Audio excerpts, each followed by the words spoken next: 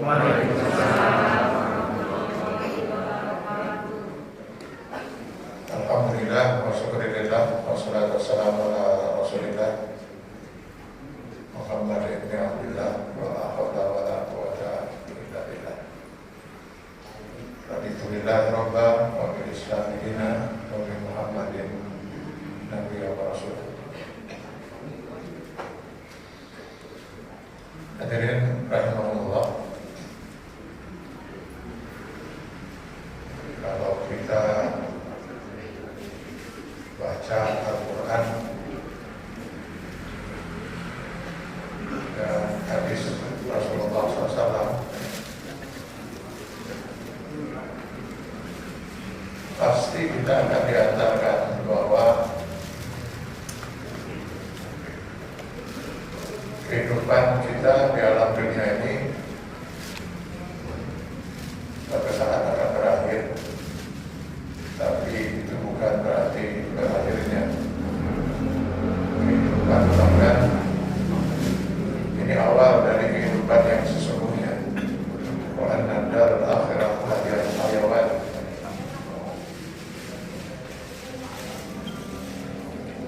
Setelah alam dunia ini, kita akan memasuki alam barzakh. Setelah kiamat nanti kita akan memasuki alam hisab, alam mahsyar, lalu alam hisab, alam mizan, alam sirat. Barulah kemudian manusia terbagi ke dalam dua kelompok. Sebagian kecil, hanya sedikit, yang akan menghuni surga dan kekal di dalamnya. Sebagian besar mereka akan kekal di neraka jahanam. Walaqad zarabna li jahannam katsiran minal jinni wal ins. Al-A'raf 179. Jadi yang masuk surga itu hanya sangat sedikit sekali.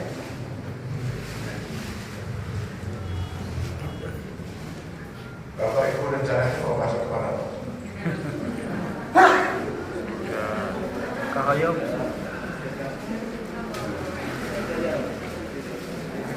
Ya, sudah ditaruh sendiri.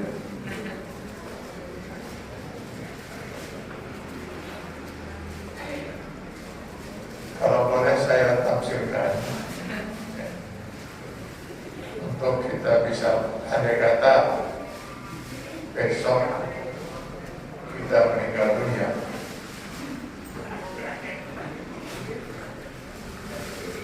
jangan besok lah. Andai kata besok kita meninggal dunia,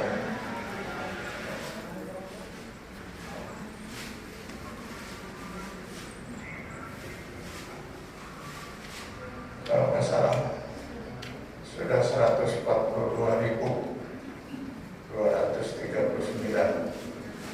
yang meninggal dunia syariatnya karena COVID.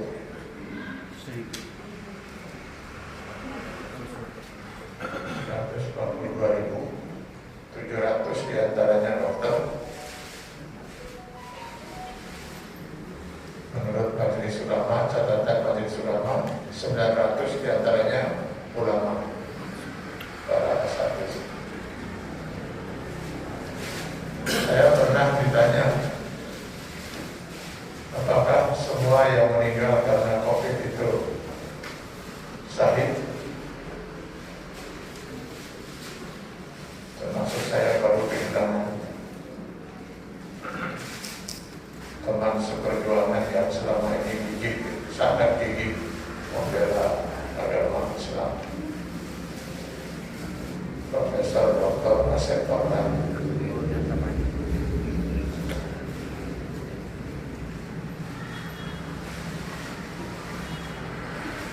Kalau beliau mudah-mudahan syahid.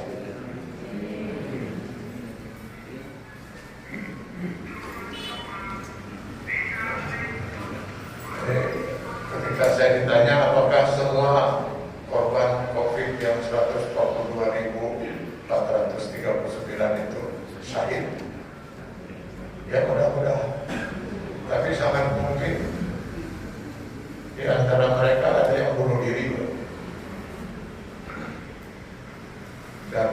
hadis itu, bunuh diri itu terancam abadi di neraka. Itu hadis Sahih Bukhari Muslim.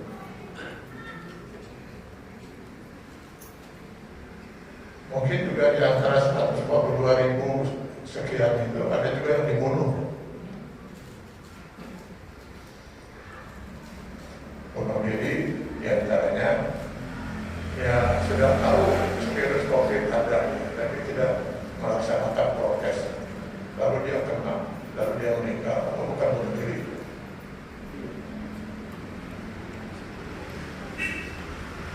Sangat mungkin dia kena, tapi antibodinya sangat bagus, sehingga dia tetap tegak, lalu dia menularkan kepada orang lain dengan juga tidak pakai masker. Lalu yang kena orang lain kebetulan kondisi fisiknya lemah, meninggal dunia, jadi siapa yang mau bunuh?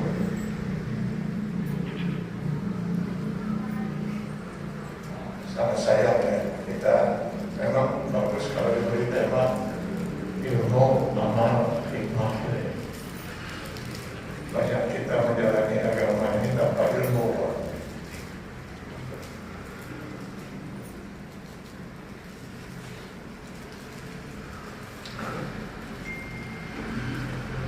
Ya kalau orang sudah berusaha untuk tidak kena, lalu kena juga gitu, insya Allah lah, lalu dia meninggal, insya Allah sahih. Kalau ini sekedar memang menantang untuk kena gitu, maka bunuh diri.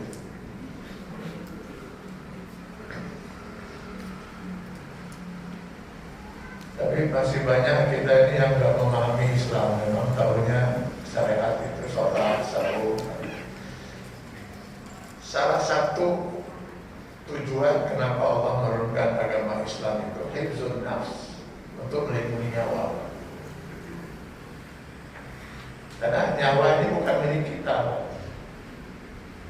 ini amanah dari Allah. Maka mereka yang bunuh diri itu kenapa diancam abadi di neraka? Karena Allah murka, amanahnya disia-siakan seperti itu. Kalau orang yang membunuh, ancamannya dalam Al-Quran sama dengan dosanya itu membunuh sebuah manusia. Jadi membunuh satu orang, dosanya sama dengan membunuh 7 miliar orang lebih. Terus sekarang surga di mana?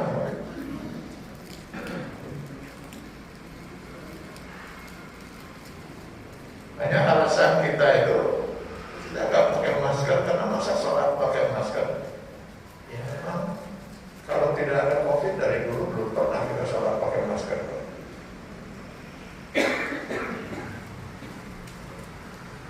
Jangankan hanya pakai masker dalam sholat, Pak.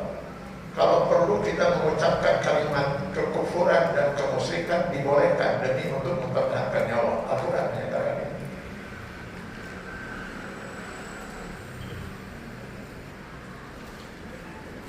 Dan Rasulullah SAW pernah mengizinkan atas dasar itu kepada Bilal yang disiksa oleh majikannya hampir mati gitu, karena gara-gara dia masuk Islam. Maka kata Rasulullah, ucapkan dengan lidahmu bahwa kamu sudah kembali lagi ke ajaran nenek moyang yang sesat itu, daripada kamu mati disiksa mereka seperti ini. Hanya Bilal kemudian memilih, izinkan saya tetap mempertahankan Rasulullah. Sudah diizinkan, dibolehkan demi mempertahankan nyawa. Saking mahalnya yang namanya nyawa. Jadi jangan hanya sekedar memakai masker, jarak dalam sholat. Kalau perlu ucapkan kalimat kekufuran, silakan. Ada sekian orang mengancam nyawa kita. Begitu kita ngaku muslim pasti mati. Katakan, saya kafir. Allah izinkan itu. Ini salah satu tujuan. Tujuan kenapa Allah menurunkan syariat Islam. Maka apapun boleh dikorbankan, termasuk pernyataan keimanan pun boleh dinyatakan demi menjaga nyawa. Makanya menyia-nyiakan amanah nyawa itu, dia akan apakah dia bunuh diri gitu, atau dia membunuh orang lain.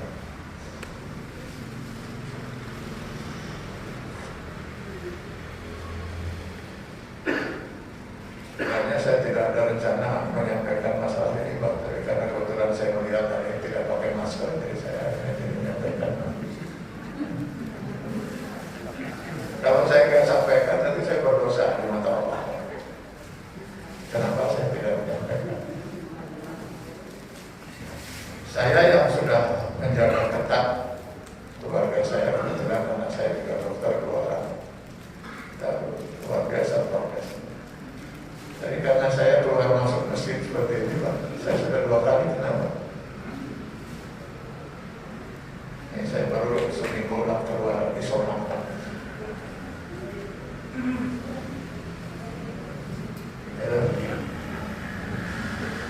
Apakah cukup 900 ulama sudah meninggal? Ya, masih juga tidak. Ya, baik, saya kira itu hanya intermezzo saja, Pak, ya. Di luar tema yang ingin saya sampaikan.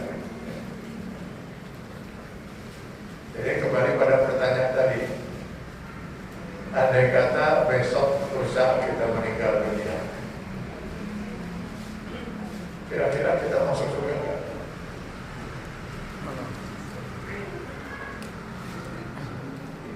Pilihannya ada 2, kalau nggak surga neraka. Kira-kira surga atau neraka? Ya, tidak boleh kira-kira. Andai kata nanti malam lah itu kita meninggal dunia, kira-kira kita masuk surga atau neraka?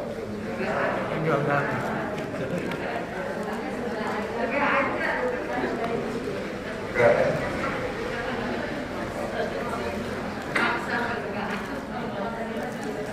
Insya Allah surga, insya Allah.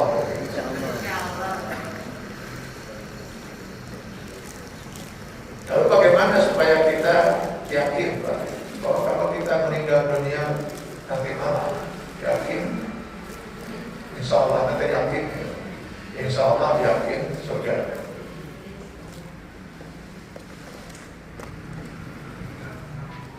Kalau boleh saya buat tafsir, Pak, saya bisa menyimpulkan untuk masuk surga itu kita perlu tiket.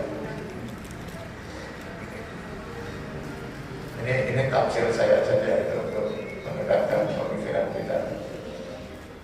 Ibarat kita mau masuk gedung gitu, kita perlu tiket.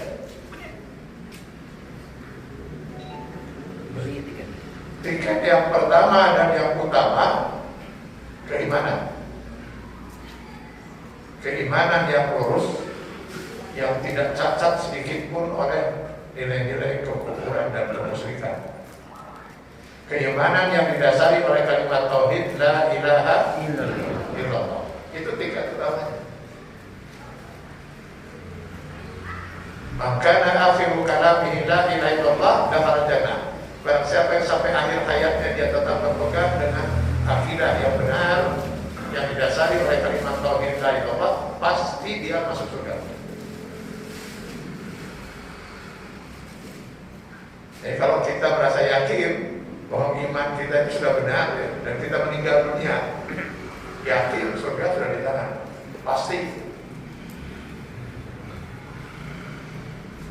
Dan mereka yang meninggal dunia tanpa akidah yang benar, tanpa akidah yang didasari oleh kalimat la ilaha illallah, maka tidak ada peluang baginya satu detik pun untuk masuk surga.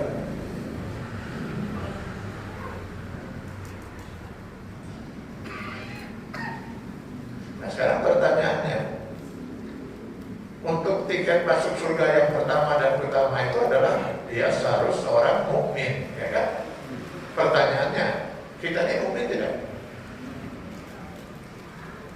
Paling gitu dijawab, insya Allah.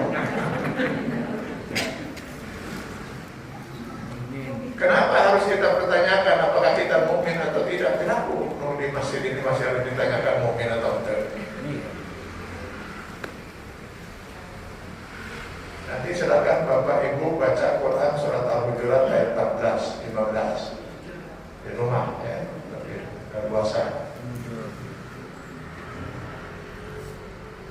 Di Quran surat Al-Hujurat ayat 14, Allah mengisahkan pada kita tentang sekelompok orang-orang Arab Baduy, Arab pegunungan, yang datang menemui Rasulullah SAW, lalu menyatakan keimanan mereka di hadapan Rasul dengan menyatakan, qalatil a'rabu amanna.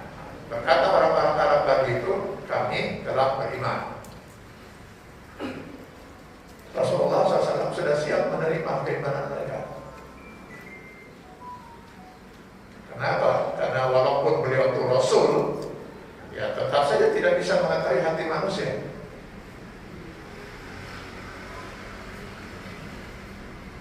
Kalau Bapak Ibu baca sejarah itu, menjelang perang Uhud itu ketika Rasulullah membawa pasukan umat Islam itu jumlahnya hanya 1.000, menghadapi orang-orang musyrikin yang jumlahnya 4.000-an.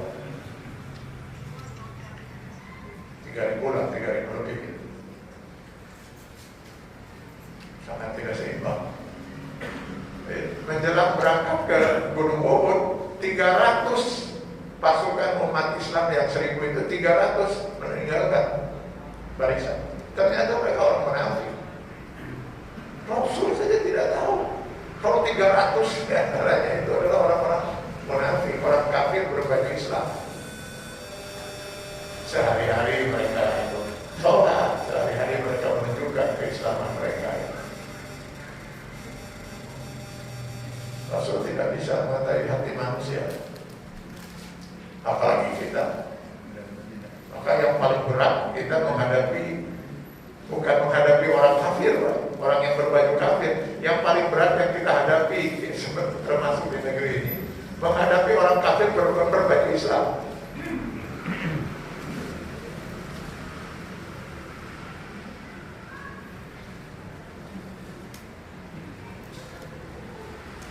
Orang kafir membenci Islam harus pasti itu.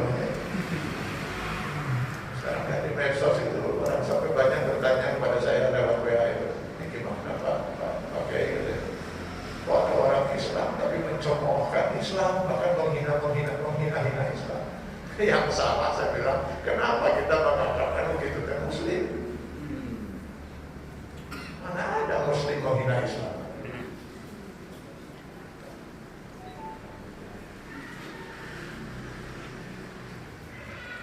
Jadi Rasulullah SAW sudah siap menerima keimanan mereka itu, karena Rasulullah juga tidak tahu hati manusia.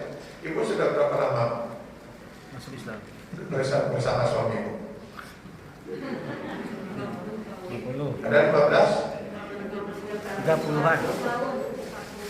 40? Ganti Alina masih ngawal lah.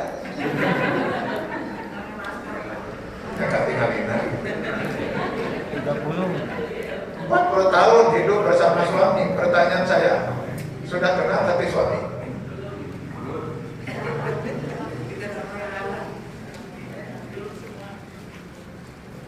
Suatu ketika suami kelihatan seharian itu ngalamun, cicing, banget, bingung kan kayak ibu?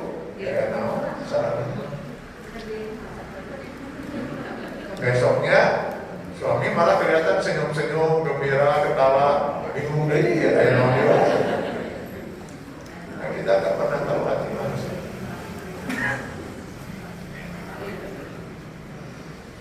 Karena itu nanti kita menghukumkan seseorang itu mukmin atau kafir bukan dari hatinya. Karena hati bukan urusan kita.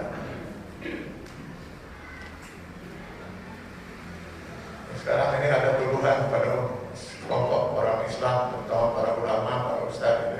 Hati-hati, ini katanya ada kelompok takfiri. Dan kelompok orang-orang yang kerjanya tukang mengkafirkan batul.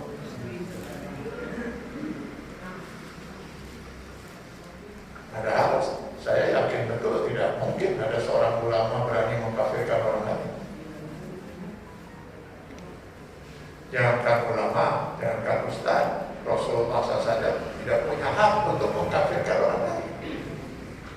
Yang punya hak untuk menyatakan orang itu kafir atau tidak hanya Allah. Rasulullah itu ama alaina illal balagh, tidak ada kewajiban bagi kami kecuali menyampaikan. Para ulama kalau nanti membuatkan fatwa misalnya bahwa kelompok ini sesat, menyesatkan, kelompok ini kafir, pasti diawali dengan menimbang, mengingat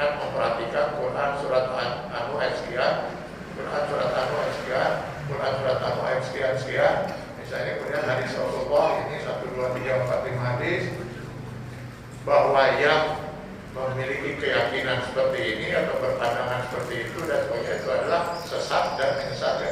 Allah, bukan ulama.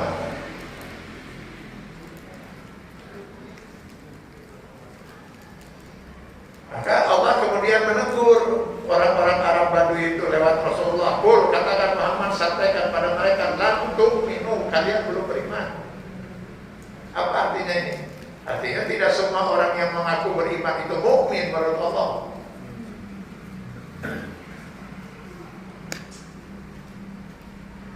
Maka wajar kalau tadi kita bertanya pada diri kita masing-masing, kita ini mukmin atau tidak menurut Allah? Ari rasa aman. Mukmin, rasa aman.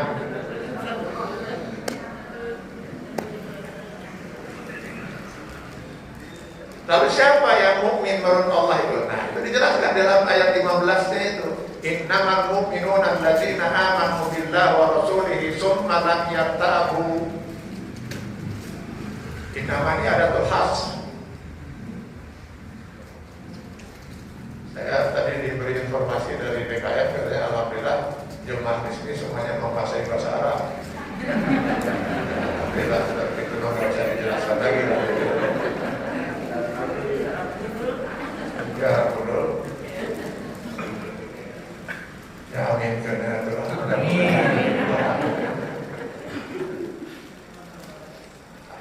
Innama itu ada khas yang kalau dalam bahasa Indonesia mungkin kalau kita artikan hanyalah semata-mata. Jadi kalau dia masuk ke dalam kalimat al-mu'minun, innamal mu'minun, artinya harusnya kita terjemahkan sesungguhnya orang yang bisa dikatakan mukmin itu hanyalah semata-mata yang begini. Mafhum mukhalafatnya, pengertian dibalik itu berarti kalau tidak begini lain mukmin. Kalau bukan mukmin, apa? Ya kafir. Manusia itu hanya satu di antara dua. Allah hanya memberikan satu di antara dua pilihan. Al-Kahfi 29. Wa qulil haqqu min rabbikum faman sha'a falyu'min wa man sha'a falyakfur. Manusia hanya diberi hak memilih mukmin atau memilih kafir. Jadi manusia itu kalau tidak mukmin pasti kafir. Namun kafir mukmin. Tidak ada dalam kamus Islam berada mukmin. Alhamdulillah, saya lagi serada mukmin. Allah wahai saya tak pernah ada kafir seketik. Gak ada.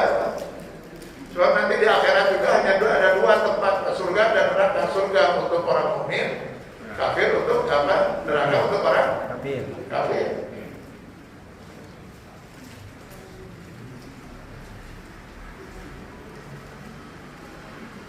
Jadi orang mukmin itu hanyalah mereka yang beriman pada Allah dan Rasulnya. Beriman pada Allah, beriman pada 6.666 ayat Al-Quran, beriman pada Rasul, beriman pada hadis-hadis Rasulullah SAW yang telah disepakati oleh para ulama. Memang itu hadis bersumber dari Rasulullah SAW. Summa lam yartabu, lalu dia tidak ada keraguan sedikit pun.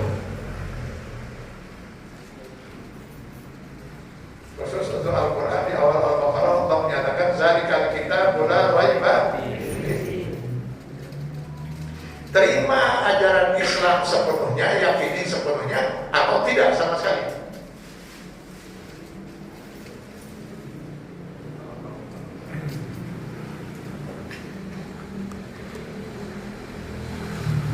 Hadirin kenal iblis tidak?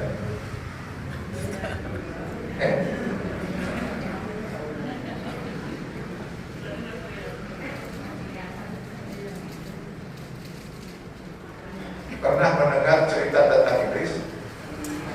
Ya itu maksudnya apa yang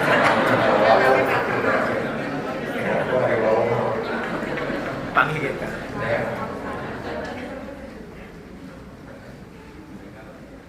Iblis itu berasal dari kelompok jin. Karena minal jin fafasaqa an amri rabbih Al-Kahfi 50. Jin diciptakan lebih dulu dari kita manusia. Kalau menurut riwayat Imam Al-Ghazali dalam kitab Minhajul Abidin itu 80.000 tahun.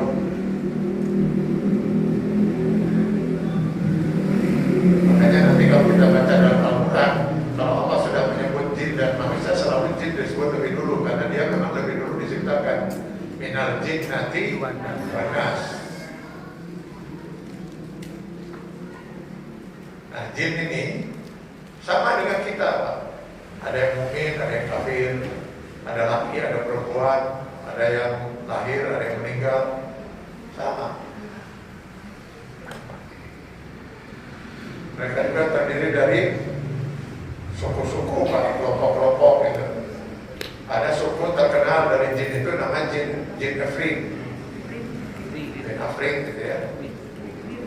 Ini kelompok jin yang merasa mereka yang paling pintar, Pak, paling cerdas. Karena dia merasa paling pintar, dia nggak mau bergabung dengan jin-jin yang lain. Lalu membentuk kelompok eksklusif. Itu namanya jin kelompok itu jaringan Ifrit liberal.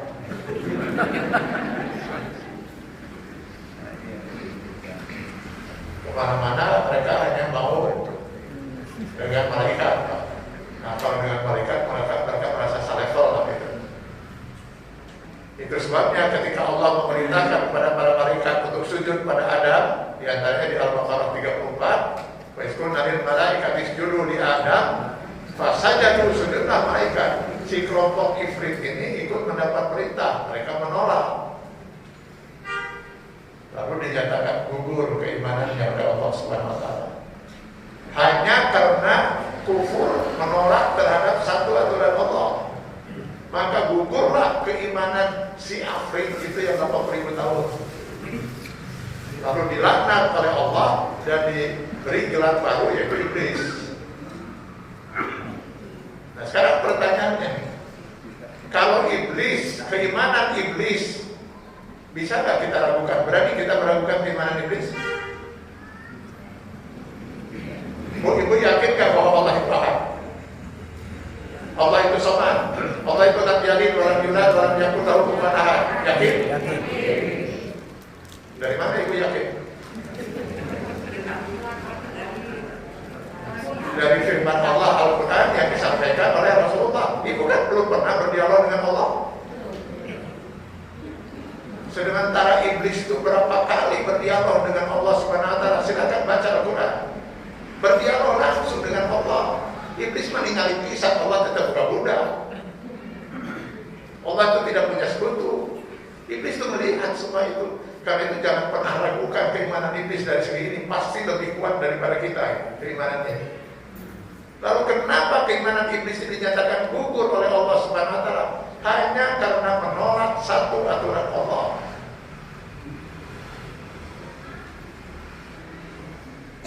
Nah, kalau sekarang ada seorang mengaku muslim lalu menolak sekian aturan dan hukum Allah, apa orang itu tidak lebih iblis daripada iblis? Ayo, di orang mengadil disebut cendekiawan.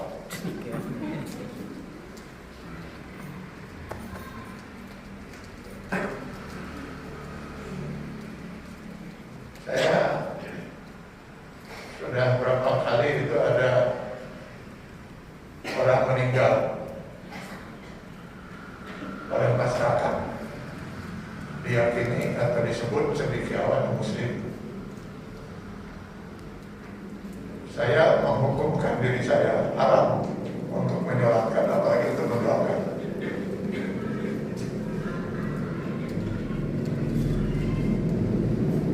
Bahkan ada di antaranya kiai. Orang lain menganggap dia kiai. Ketika meninggal dunia banyak yang menyolatkan. Saya haramkan diri saya untuk menyolatkan, apalagi untuk mendoakan. Karena sampai saat dia meninggal itu belum pernah dia, setahu saya, tobat dan syahadat Nabi. Padahal sebelum meninggal itu dia pernah menghina Al-Quran, bahkan pernah mengusulkan agar Al-Baqarah 120 itu dibuang dari Al-Quran. Banyak begitu kiai.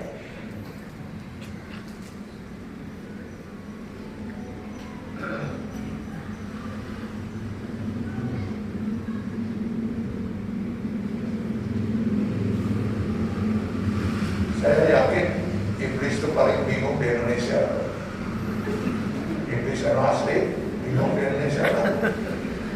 Iya senang apa mulai di Indonesia. Hari saya cek iblis gara-gara hanya karena menolak satu aturan Allah, langsung oleh Allah Subhanahu wa taala dinyatakan gugur keimanan, langsung dilaknat oleh Allah. Lalu umat Islam juga sedikit-sedikit ikut melaknat auzubillahi minasyaitonir rajim, auzubillahi minasyaitonir rajim. Ari si etan. Berapa aturan Allah yang dikufuri? Berapa aturan Allah yang bahkan dihina, bahkan dicemoohkan? Ayo, gerak mau disolatkan. Iya, cek iblis dengar.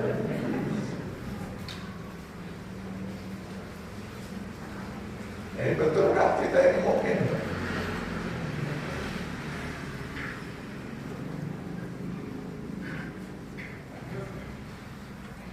Pernah jadi ngaharu lagi. Bingung. Ya, karena kita ini selama ini ya dakwah itu kan, saya melihat dakwah itu istilah dia ya, cik dengan dakwah itu mau sejuk, panggil ustaz dan mau dakwah dan sejuk gitu. Sehingga nanti ketika diundang ke komentarnya lalu enak ya, ustaz itu kalau mau dakwah sejuk kan ada. Sehingga kalau saya berbuat maksiat itu tenang kan saya. Sampai orang dengar ustaz itu saudara. Orang si ustaz menghidupkan itu kalau kita mau ampun, kita ustaz. Karena ke 5 menit di mimbar, terus yo haram, itu kemudian neraka. Jadi bawaannya tetap dikasihin loh. Saya pernah sekali ada yang ceramah si ustaz itu, tilu poin, tilu putih, saya sarai. Setong diodang deh sebenarnya. Akibatnya kita tidak pernah tahu mana yang hak, mana yang batil. Lalu disembunyikan saja mana yang batil, terutama itu dipulas sedemikian rupa supaya diodang deh. Akibatnya ya umat semakin susah membedakan mana yang hak, mana yang batil, mana yang halal, mana yang haram, mana batasan mukmin dan kafir. Padahal itu salah satu fungsi Al-Quran. Syahrul Ramadan allazi unzila fihi al-Quran hudan linnas wa bayyinatin minal huda wal furqan. Fungsi Al-Quran itu salah satunya Al-Furqan, untuk memisahkan, sehingga harusnya setiap orang muslim itu dengan mudah membedakan mukmin dan kafir begitu.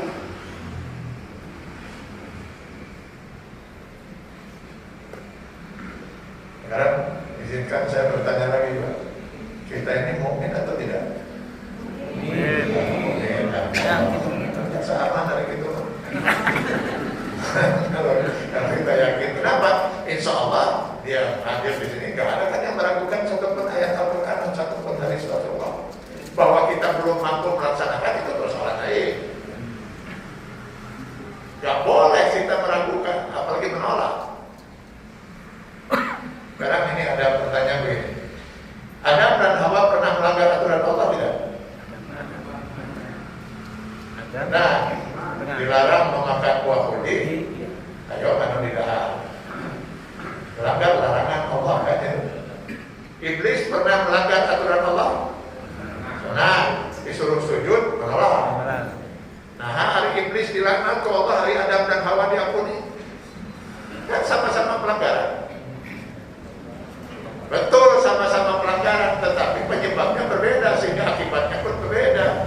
Iblis melanggar aturan Allah di tengah keyakinannya bahwa aturan Allah itu salah. Dibalik Allah, khalaqtani min nar wa khalaqtahu min tin, kau ciptakan aku dari api, sedangkan kau ciptakan manusia dari tanah, dari bahan ciptaan saya lebih mulia. Harusnya manusia sujud pada saya. Jadi Allah dianggap sudah membuat aturan yang salah. Beraku kafir. Sedangkan Adam dan Hawa melanggar aturan Allah di tengah keyakinannya terhadap aturan itu. Maka begitu mereka sadar, langsung mereka pun taubat, Rabbana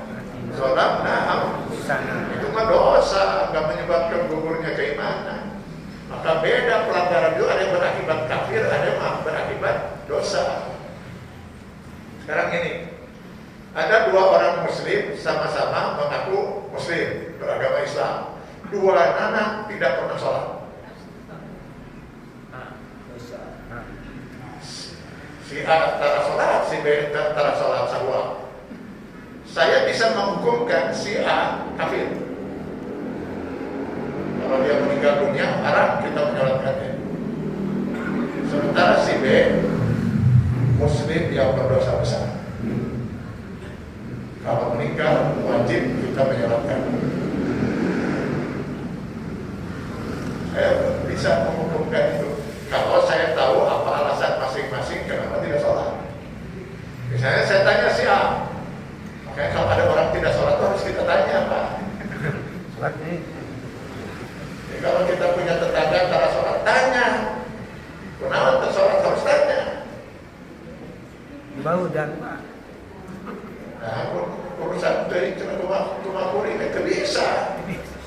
Kalau dirinya mau, saya kan harus tahu apakah Anda tuh punya hak untuk disolatkan atau tidak.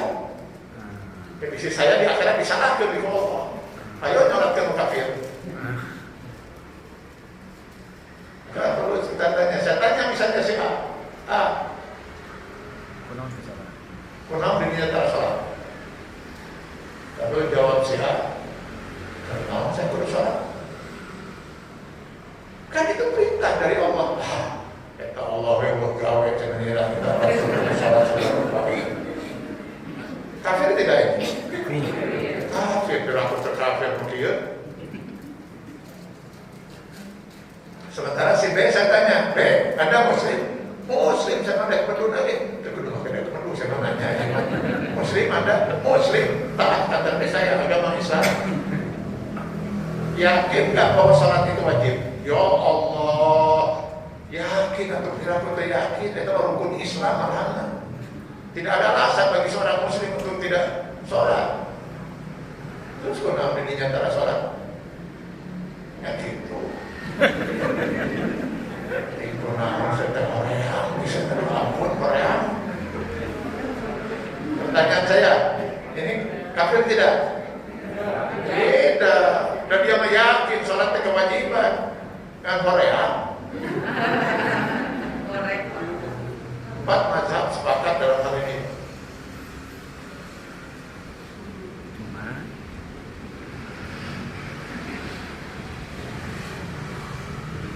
Walaupun yang Korea itu harusnya ada batasnya ya.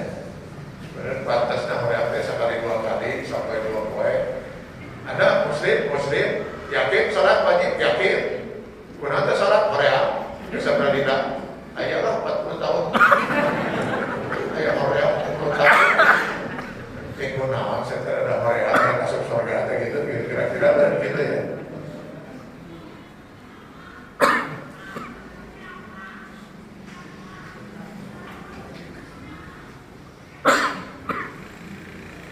Belum lama ini datang menemui saya 5 orang. 3 ibu-ibu, 2 bapak-bapak, 1 keluarga. Mau minta fatwa tentang waris. Gimana masalahnya Bu? Ya ayah kami meninggalkan ibu dan kami 5 orang anak. Kami mau tanya soal waris. Ya Allah, sudah ayah masalah sarwat nawan gitu. Nanti karena tinggal baca An-Nisa ayat 11-12 sudah ada jawabannya di situ. Istri seberapa? Anak yang 5, yang 2 laki, 3 perempuan kan. Berarti haknya dibagi 7. Karena laki-laki dapat 2 bagian. Berarti masing-masing anak laki mendapat 2/7 kali 7/8. Yang wanita mendapat 1/7 kali 7/8.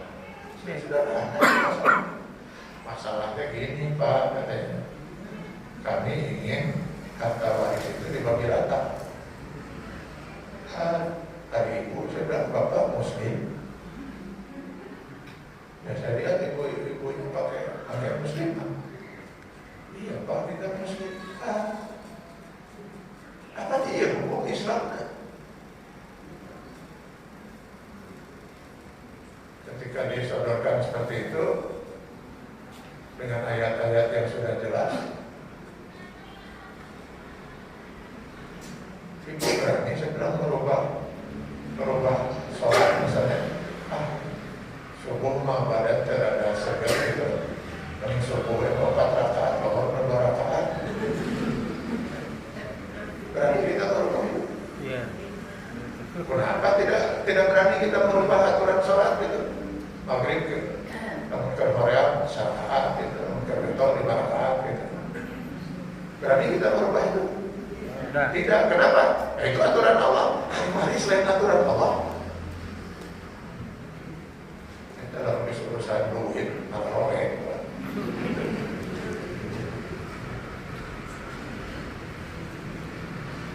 setelah terdesak itu akhirnya seorang ibu mengeluarkan dari tasnya. Masalahnya begini Pak, sebelum meninggal almarhum ayah itu berwasiat, wasiatnya ditulis dengan tangan sendiri di atas, ditandatangani di atas meterai dengan 2 orang saksi. Iya Pak. Kalau nanti saya meninggal dunia, hendaknya harta waris itu dirata. Kalau kita tidak mengikuti kehendak orang tua, kan berarti kita berhak pada orang tua. Allah kepala kita dari urusan duit mah. Sila durhaka pada orang tua gitu. Kita sila durhaka Allah. Ya, saya katakan Bapak Ibu mencintai orang tua, mencintai almarhum ayah. Ya tentu saja kita sangat mencintai. Ingin almarhum di alam barzah tenang di alam barzah. Ya ingin Pak. Jadi kita wasiat sini. Sobek itu wasiat. Kasihan almarhum. Apa yang bakal kesan malaikat di alam barzah itu. Berani-beraninya kamu membuat wasiat yang bertentangan dengan aturan dan hukum Allah.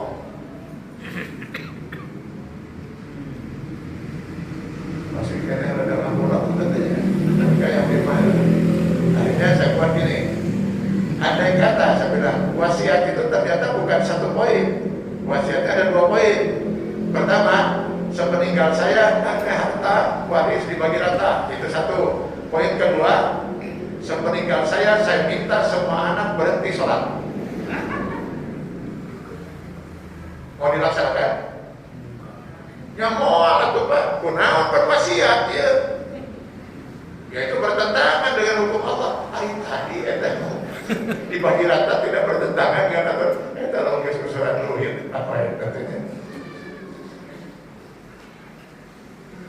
Bahwa kemudian Bapak Ibu sekalian, setelah aturan Allah itu dilaksanakan, bari duit teman dibagi-bagi, baik kita terima aturan Allah masing-masing. Yang laki-laki dapat 2/7 kali 7/8, yang wanita dapat 7 kali 7/8. Lalu yang anak laki-laki mengatakan kami terima itu sebagai aturan Allah. Tapi karena alhamdulillah kami sudah cukup dengan kondisi sekarang, sementara adik kami yang perempuan memerlukan lebih banyak, maka saya rela dibagi rata. Silakan. Atau misalnya si anak laki-laki kemudian mengatakan, maka sadayana saya serahkan kepada anak perempuan. Silakan. Jangan diserahkan pada adanya perempuan, diserahkan ke saya juga tidak mau. Jangan pernah hukum Allah itu dilanggar, Pak. Laksanakan dulu hukum Allah. Urusan nanti mau damai segala macam itu urusan lain.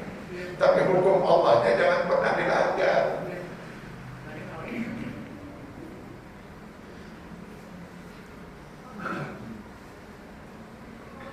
Sekarang pertanyaan saya, poligami hukum Allah bukan?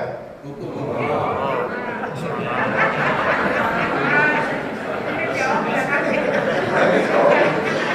Jawab di sini Bu.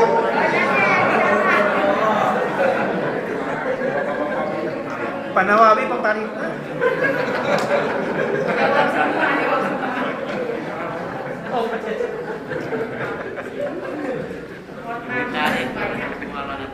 Jadi menolak poligami hukumnya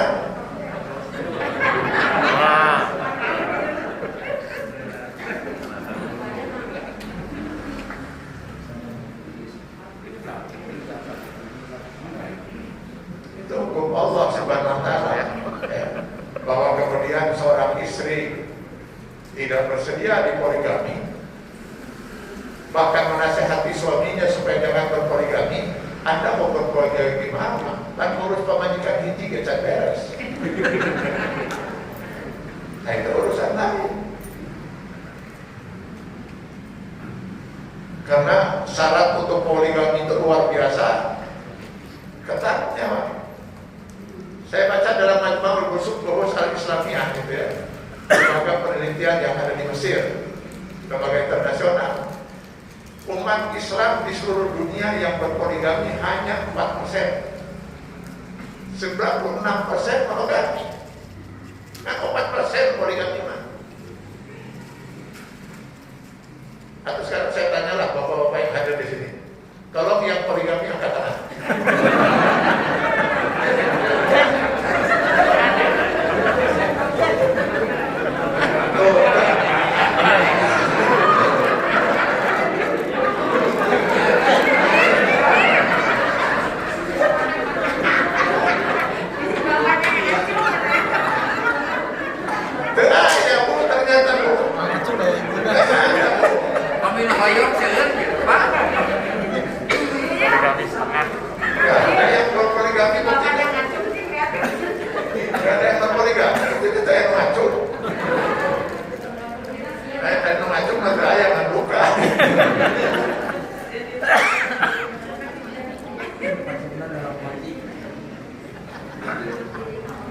Saya di pengajian Sambulan itu membahas poligami sampai 2 kali pertemuan gitu ya.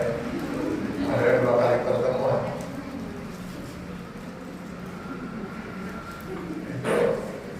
Saya yakin betul bahwa prinsip pernikahan dalam Islam itu monogami. Poligami itu pintu darurat.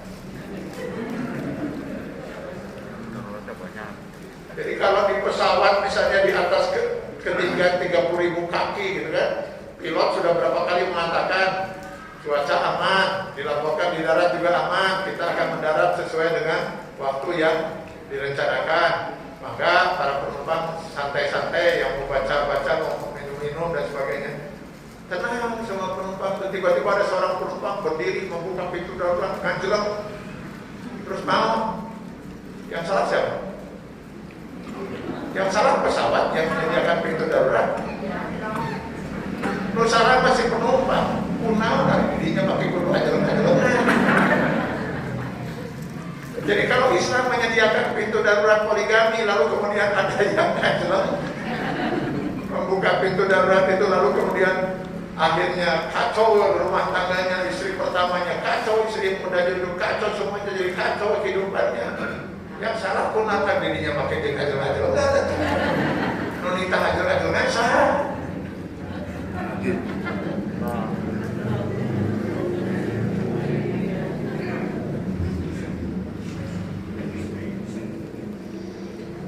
Ya. Di Jerman selesai perang dunia kedua, kan banyak kok pria Jerman itu meninggal ya, karena Jerman habis-habisan di perang dunia kedua itu, sehingga meninggalkan banyak janda-janda muda. Kalau begitu suaminya meninggal di medan perang, mereka masih muda ingin mencari pengganti suaminya kan, ternyata tidak ada laki-laki nganggur di Jerman. Semuanya sudah punya pasangan, menunggu sampai pasangannya diceraikan, jelas istirahat. Menunggu sampai pasangannya meninggal dunia, begitu jelas deh ibarat bisa burun ini main lagi bisa kaki. Akhirnya apa yang terjadi? Turun para wanita itu ke jalanan, minta kepada pemerintah, demonstrasi mereka, minta kepada pemerintah berlakukan hukum poligami. Jika turun lelaki bayar berbagi-bagi atau itu nggak lapor orang itu. Coba kalau Islam tidak menyiapkan pintu darurat poligami, bagaimana Islam harus menjawab ini? Jadi hukum Allah itu pasti benar, mutlak benar. Jangan pernah kita meragukan, apalagi berani menyalahkannya. Kalaulah kemudian ada yang melanggar aturan Allah, kemudian itu oknum, Pak, oknum. Gak mungkin aturan Allah sampai salah. Jadi tolong jaga betul keimanan ini pesan saya. Ya, sampai ada keraguan sedikit pun, Pak. Kalau saya ibaratkan tiket itu,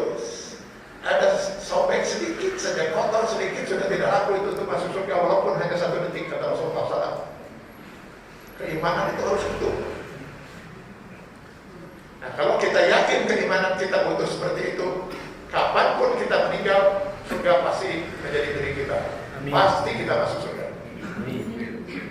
Cuman persoalannya tinggal apakah kita bisa langsung masuk surga dengan tiket akidah keimanan itu, ataukah kita harus mampir dulu di neraka.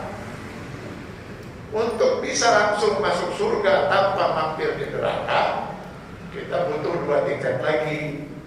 2 tiket inilah yang seringkali disebut dalam Al-Quran ketika Allah menjelaskan tentang surga. Innallaha ghafurur rahim, wa kana Allahu ghafurur rahima. Bahkan dalam Quran surat Fussilat 32 itu dengan jelas sekali Allah Subhanahu wa taala menyatakan nuzulan min ghafurir rahim. Surga itu adalah anugerah dari Allah yang Maha Pengampun, Maha Penyayang.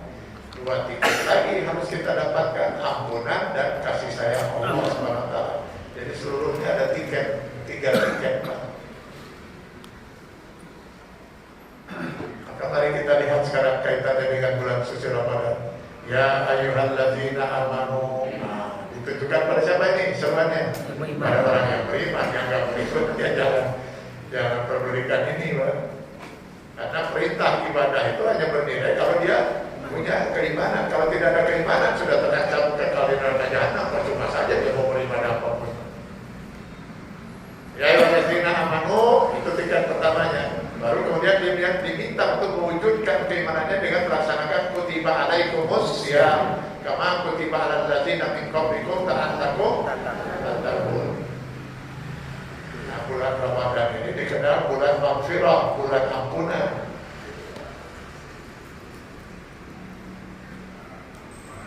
Karena ada hadis mutawatir sifatnya, bahkan Rasulullah menyatakan man shoma ramadhana imanan wa ihtisaban ghufira lahu ma taqaddama min dzambi. Barang siapa yang melakukan ibadah saum Ramadan dengan dasar iman dan semata-mata mengharap pahala dari Allah, maka niscaya Allah akan mengampuni seluruh dosa yang pernah dilakukan sebelumnya. Jadi kalau ada seorang misalnya muslim, mukmin dia, tapi maksiat sampai enggak sepanjang tahun, sudah 60 tahun hidupnya penuh dengan maksiat. Di usia 61 mulai dia tobat. Dia melakukan ibadah sholat, termasuk saum, dan saumnya diterima. Dosa 60 tahun itu hapus. 1 Syawal meninggal dunia, dia sudah Idul Fitri, kembali pada fitrah kesuciannya. Insya Allah surga udah di tangan. Maka mari manfaatkan bulan Ramadan ini untuk meraih tiket yang kedua, yaitu ampunan Allah Subhanahu wa taala. Nah, sekarang pertanyaannya, seorang meninggal dalam keadaan iman yang sempurna, ya, tidak ada cacat sedikit pun iman, berarti tiket sudah 1 dipegang untuk bisa masuk surga. Lalu dia sudah tidak memiliki dosa sedikit pun. Dosa semua sudah diampuni oleh Allah Subhanahu wa taala karena ibadah saumnya diterima oleh Allah. Sehingga dia meninggal dunia dengan membawa 2 tiket, iman dan ampunan. Bisakah dia masuk surga? Dia hanya membawa iman dan amal soleh, dosa udah diampuni oleh Allah. Bisakah dia masuk surga? Masuk. Belum bisa masuk surga. Dasarnya apa? Di dalam sebuah hadis Rasulullah mengatakan la yadkhulu ahadukumul jannah bi amalihi. Seseorang tidak mungkin bisa masuk surga oleh sebab amal perbuatannya. Kaget para sahabat mendengar pernyataan Rasul itu. Lalu serentak mereka bertanya, "Wa kaifa anta ya Rasulullah?" Bagaimana dengan Anda Rasulullah? Hatta ana, kata Rasulullah, demikian juga saya. Amal ibadahku tidak layak untuk membuat aku masuk surga. Jadi kalau begitu, dengan apa kita masuk surga? Allah birahmatihi, dengan kasih sayangnya. Nanti itu tingkat yang ketiga. Dan bulan Ramadan ini bulan yang dikenal juga bulan kasih sayang Allah Subhanahu wa taala. Mari kita dapatkan itu. Bagaimana caranya supaya kita memperoleh ampunan dan kasih sayang Allah Subhanahu wa taala? Kita harus melakukan ibadah saum itu dengan benar. Tidak hanya sekedar syariat, tetapi juga mencapai hakikat dari saum itu. Karena di dalam sebuah hadis Rasul mengatakan, "Rubba shaimin laisa lahu min siyamihi illa al-ju' wal 'atas." Alangkah banyaknya orang yang sahur, mereka tidak memperoleh apa-apa dari saumnya kecuali sekedar ikut merasakan lapar dan dahaga. Jadi secara syariat dia tidak, secara syariat dia sahur, lah. Buktinya dia lapar dan dahaga, tidak makan, tidak minum. Tetapi sahurnya tidak punya nilai apa-apa di mata Allah.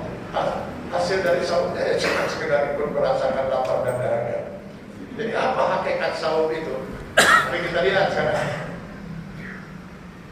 Sahur itu apa syariatnya? Menahan diri dari makan, minum, melakukan hubungan suami istri, mulai dari terbit fajar sampai terbenam matahari. Itu syariat. Semua orang yang sahur kedah itu. Sekarang pertanyaannya, makan itu halal atau tidak? Halal. Minum? Halal. Selama makan minuman itu milik kita dan zatnya halal ya. Istri? Halal dari istri kita. Berarti kalau gitu kita sahur dari yang halal. Maksudnya apa kita sahur dari yang halal? Supaya kita bisa lebih sahur dari yang halal. Jadi apa artinya sekarang seorang melakukan ibadah sahur Ramadan, sahur dia dari yang halal, tapi sepanjang hari tidak sahur dari yang haram? Betul dia tidak makan, tidak minum, tapi sepanjang hari di pasar kerjanya nipuan batur, Pak.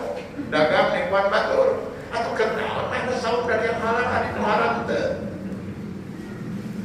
Betul dia tidak makan, tidak minum, tapi sepanjang sore hari Ramadan, teman, boleh ngomong ke batur. Oh, pasti ke bulan Ramadan ngomong ke batur, paling nikmat itu. Sholat asar, beres sholat asar, balik ngabuburit. Dan dengar perintah si Ibu.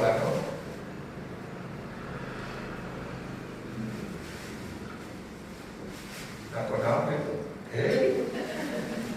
panci, wah bukan mau, kenapa? Iya banyak gitu.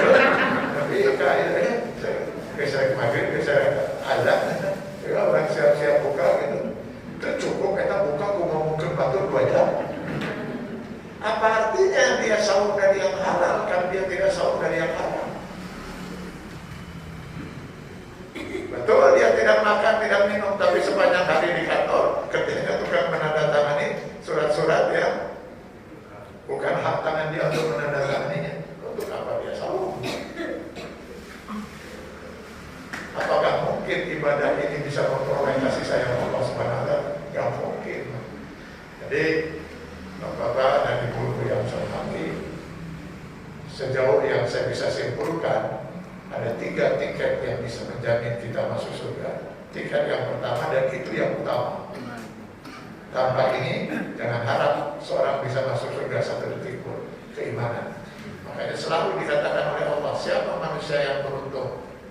Selalu yang paling pertama disebut oleh Allah adalah orang yang beriman. Wal asri innal insana lafi khusr illa allazina amanu. Ini tiket. Mari kita pertahankan keimanan ini. Jangan sampai pengaruh pandangan-pandangan yang sesat dan menyesatkan ikut menyesatkan kita. Kalau terbawa-bawa kita dalam pemahaman-pemahaman yang sesat yang sekarang ini makin gencar kita lihat di negeri ini ya. Dengan asal ada orang ingin melaksanakan syariat Islam, ya dituduhlah bermacam-macam gitu. Ya, bahkan kemudian sambil menghina dan mencontohkan syariat Allah Subhanahu wa taala. Jadi jangan sampai kita terbawa-bawa oleh pemikiran dan pandangan semacam ini. Saya sedih kalau lihat ini. Jadi coba lihat sekarang berapa banyak umat Islam di negeri ini yang masih melakukan praktek-praktek kemusyrikan. Sekarang muslim, tapi praktek kemusyrikan mereka lakukan. Kata Rasul, misalnya ini salah satu contoh saja. Rasul mengatakan, "Man ata murafan aw kahinan fasa'alahu summa sadaqahu laqad kafara bima anzala ala Muhammad." Barang siapa yang mendatangi dukun, tukang ramal, paranormal, lalu dia minta diramal, lalu dia yakin dengan ramalan si dukun atau paranormal itu, sungguh dia telah kufur dengan ajaran Islam yang diturunkan pada Nabi Muhammad. Itu hadis. Berapa banyak umat Islam, saudara-saudara kita yang masih melakukan praktek semacam ini? Berapa banyak umat Islam yang masih melakukan praktek-praktek kemusyrikan, mendatangi kuburan, minta-minta pada yang ada dalam kubur itu. Itu kan kemusyrikan pertama yang terjadi di zaman Nabi Nuh. Coba baca Al-Quran di surat Nuh ayat 23. Itu awal kemusyrikan. Awal kemusyrikan itu berawal dari di zaman Nabi Nuh itu umat Islam sebagian ada yang berkeyakinan bahwa orang yang soleh saja yang doanya bakal dikabul oleh Allah, terus soleh mau dikabul. Benar nggak keyakinan itu? Benar. Harusnya dengan keyakinan itu mereka berusaha masing-masing supaya menjadi orang soleh. Iman tuh. Mereka tetap ingin hidup dalam ketidaksolehan, dalam kemaksiatan.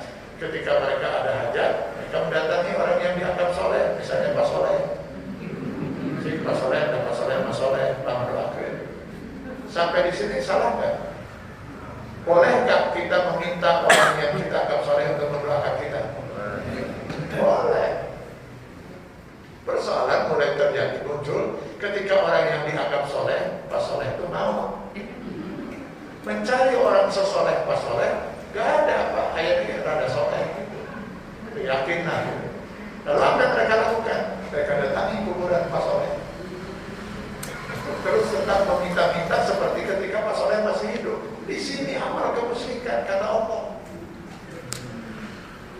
Bagaimanapun solehnya Pak Soleh, harga semua gak bisa berbuat apa-apa. In kota amaluhu, putus amal perbuatannya, boro-boro ngadakan batur, ngadakan diri seorang yang mau bisa. Berapa banyak para sahabat yang selalu meminta didoakan pada Rasulullah SAW ketika beliau masih hidup. Begitu Rasulullah wafat, tidak ada satu riwayat sahabat datang ke kuburan Rasulullah minta di kuburan Rasulullah. Rasul sudah wafat.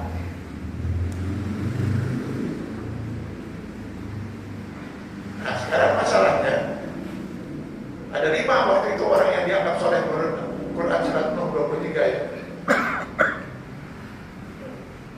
Generasi berikutnya ketika mereka pergi ke kuburan nggak bisa membayangkan orang yang iman itu wajahnya terubah. Nah mereka tidak pernah bertemu. Untuk menjawab kebimbangan mereka ini, akhirnya apa yang dilakukan? Dibuatlah patung-patung pasangan itu, patung-patung orang yang dianggap soleh itu, supaya generasi berikutnya bisa membayangkan, oh iya, kalau soleh dan iya. Di kaum yang lain ada lagi yang soleh meninggal dunia, buat lagi patungnya, terus saja gitu sampai di zaman Rasulullah di sekitar Ka'bah itu sudah ada 360 patung. Dari mana itu? Orang-orang yang dulu dianggap orang soleh. Inilah awal kemusyrikan. Masih adakah sekarang praktek seperti itu di kita? Mari kita tinggal surga. Saya hanya berharap dan berdoa mudah-mudahan Allah mengampuni mereka yang masih melakukan ini karena ketidakmengertian. Mudah-mudahan Allah ampuni mereka ini. Cuman yang persoalan sekarang, berapa dosa kita yang mendiamkan itu? Saya ngerikan kalau di akhirat tiba-tiba mereka menuntut kita. Ya Allah, saya betul melakukan semua itu karena saya tidak mengerti kalau itu salah Allah. Dan sudah benar ya kata Allah. Kunaon atau si hati-hati kali cicing lain. Berat kita akan dimintai pertanggungjawaban oleh Allah Subhanahu wa taala. Mereka yang akan menuntut kita, mungkin mereka yang akan menyeret kita ke dalam neraka jahanam. Kunaon atau cari cicing. Nah, itu ngebedakan.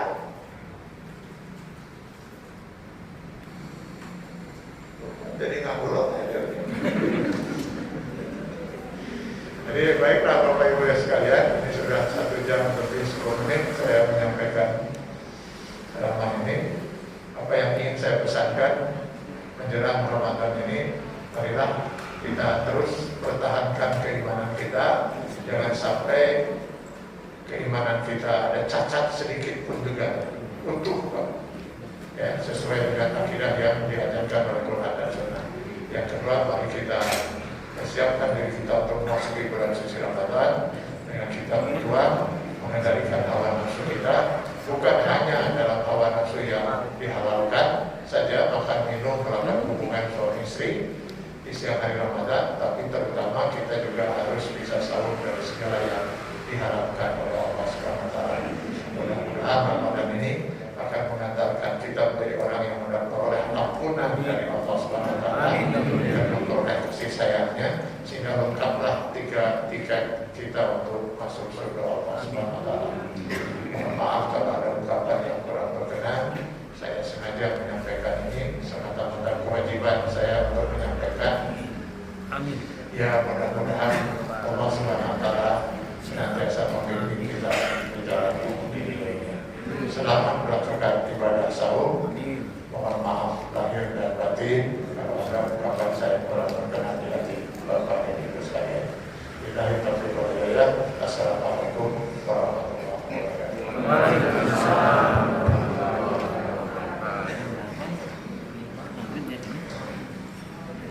Kami aturkan jazakumullah khair kepada Pak Kiai Kiai Ali yang baik telah memberikan usaha rohani penyampaian ilmu kepada kita semua. Ini diinformasikan bahwa pembagian sembako sisanya akan dibagikan seusai acara pada sore ini selesai. Insya Allah pembagiannya akan digelar di halaman masjid. Alhamdulillah, ibu bapak sekalian yang dimuliakan Allah Subhanahu wa taala, rangkaian acara terakhir Ramadan 1443 Hijriah ini telah mudah-mudahan kita semua dapat dipertemukan kembali pada Allah Subhanahu wa taala dalam keadaan sehat walafiat, amin ya Allah ya rabbal alamin. Saya selaku pemandu acara pada sore ini kami undur diri, mohon maaf atas segala kesalahan dan